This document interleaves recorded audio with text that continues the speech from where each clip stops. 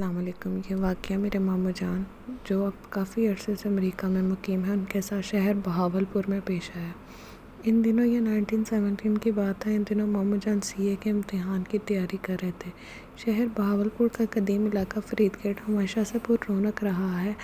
رات کے وقت ماموں جان کچھ خریدنے فرید گیٹ آئے۔ مطلوبہ سامان لے کر واپس روانہ ہونے لگے کہ سردیوں کا دھند بھرا موسم تھا۔ رات کے کم و بیش 10 بجے یا زیادہ وقت تھا۔ فرید گیٹ سے نکلتے ان کو سڑک کنارے ہاتھ سے رکنے کا اشارہ کرتی ایک عورت جو کہ برقع پوشتی نظر آئی۔ ماموں جان نے موٹر سائیکل ویسے روک دی۔ عورت نے کہا، آپ کا احسان ہوگا، مجھے بغداد اسٹیشن تک چھوڑنے اس وقت کوئی سائیکل، رکشہ، موٹر سائیکل نہیں مل رہی اور میرا جانا بہت ضروری ہے۔ ماموں جان کا گھر بغداد اسٹیشن سے 1 کلومیٹر پہلے امستیاں والی گلی میں تھا، لہٰذا انہوں نے اسے بیٹھنے کو کہہ دیا۔ وہ عورت ان کے پیچھے بیٹھ گئی۔ 5 منٹ کے سفر کے بعد میلے والی گلی آ گئے۔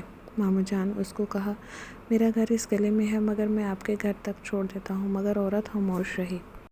بغداد اسٹیشن قریب آتا گیا اور سڑک سنسان ہوتی گئی۔ جو لوگ بہاولپور رہتے ہیں یا بہاولپور دیکھا ہوا وہ سمجھ سکتے ہیں کہ ان دنوں بغداد اسٹیشن پر پرانے حالی کوارٹر ہوا کرتے تھے اور آبادی نہ ہونے کے قریب تھی۔ بغداد اسٹیشن کے سامنے مین روڈ پر موٹر سائیکل روک کر ماموں جان نے کہا کہ لیجیے آپ کی منزل آ گئی۔ وہ عورت بولی، وہ سامنے تیسری گلی میں میرا کوارٹر ہے، وہاں اتار دیں۔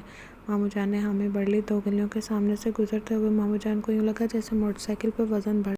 ماموں جان بولے، میری بہن اس وقت رات کو نہ نکلا کریں۔ بیوہ عورت خاموش رہی۔ تیسری گلی میں ایک کوارٹر تھا جو اندھیرے میں ڈوبا ہوا تھا۔ وہ عورت بولی، بس یہاں روک دیں۔ عورت نیچے اتر گئی۔ ماموں جان نے موٹر سائیکل موڑ کر سلام کر کے موٹر سائیکل آگے بڑھانا چاہی مگر یوں لگا جیسے منو وزن پڑ گیا ہو۔ موٹر سائیکل آگے بڑھنے کا نام ہی نہیں لے رہی تھی، حتیٰ کہ موٹر سائیکل رک گئی۔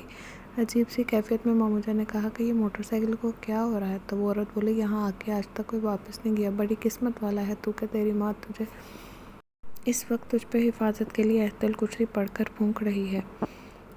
تیرے گلے میں جو تعویذ ہے وہ مجھے مجبور کر رہا ہے، ورنہ اب تک میں تیرا سارا خون نکال چکی ہوتی۔ ماموں جان کپ کپاتے ہوئے ہونٹوں سے اعوذ کہا اور موٹر سائیکل کو ریس دی۔ موٹر سائیکل فراٹیں مارتی چلی پڑی۔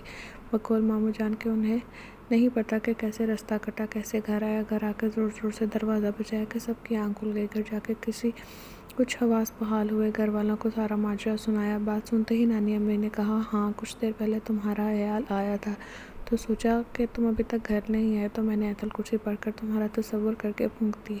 اس رات ماموں جان سو نہ سکے۔ جب آنکھ لگتی ان کو لگتا کوئی ان کے پاؤں پہ انگلیاں پھیر رہا ہے۔